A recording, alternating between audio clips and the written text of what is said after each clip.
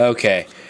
Sorry everyone for my tardiness in putting this video up, but first off, I had slept all day yesterday for about 14 hours straight, which, trust me when I say, as sick as I am right now, you can feel the healing going on inside of you. But other than that, I had uploaded this video sometime around a few hours ago, around 11, 12 o'clock, but then YouTube took it off because it was like only it needs to be 10 minutes or short, which, God, ugh. Anyway, I'm going to get through this pretty quickly, just basically because of time constraints, whatever, but writing original screenplay, I think Inglourious Basterds is going to win, there's really no question. Roddy, okay, this is not what so much what I think should win, but what I think will win. But original screenplay, Inglourious Basterds will win. Yeah, Inglourious Basterds will win. Adapted screenplay, Up in the Air will win. Visual effects, Avatar will win.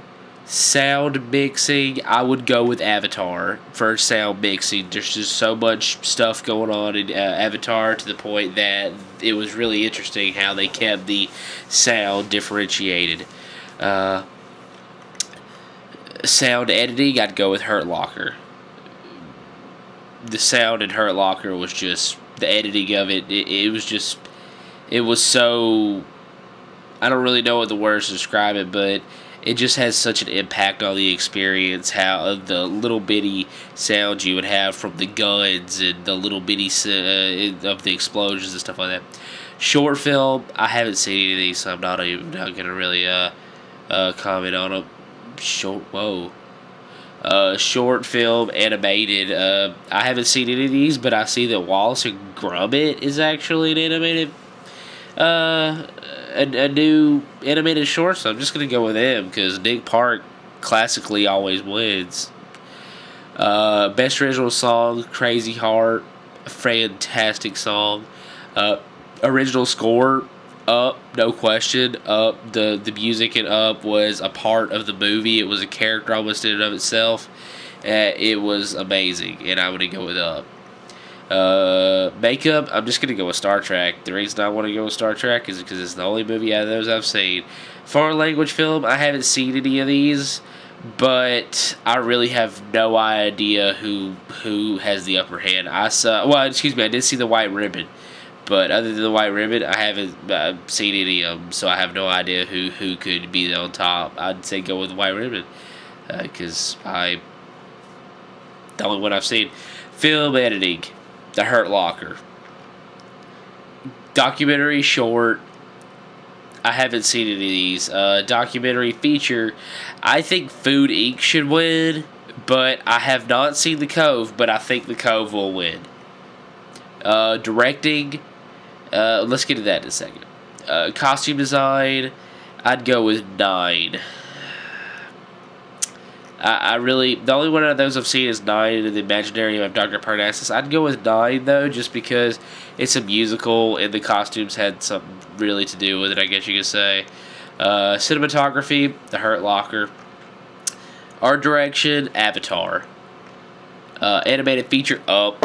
There's not even a question there, Up. Best actress in a supporting role, Monique, no question. Best actor in a supporting role, Christoph Waltz, again, no question. Best actor in a leading role, Jeff Bridges' Crazy Heart. And best, I don't really know how to get to it when it comes to best actress in a leading role, because I think Sandra Bullock should win.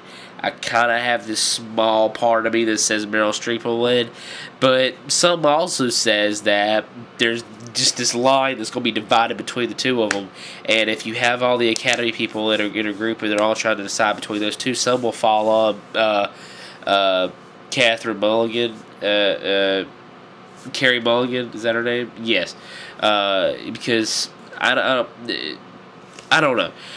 I honestly have no idea there. I think Sandra Bullock should win. It's going to be Sandra Bullock or Meryl Streep more than likely. So I would say probably go with Sandra Bullock just because she's already won so many awards for it anyway. So it's a pretty safe bet. But the other two awards, directing and let me make sure this camera is done. Okay, it's not. Okay, so directing and picture. I have no clue, really. On Friday's Drunken Roundtable show, I said that The Hurt Locker win Best Picture and Avatar will end up winning Best Director. Now I'm actually in the exact opposite of that. I think Kathryn Bigelow will be the first female to ever win for Best Directing.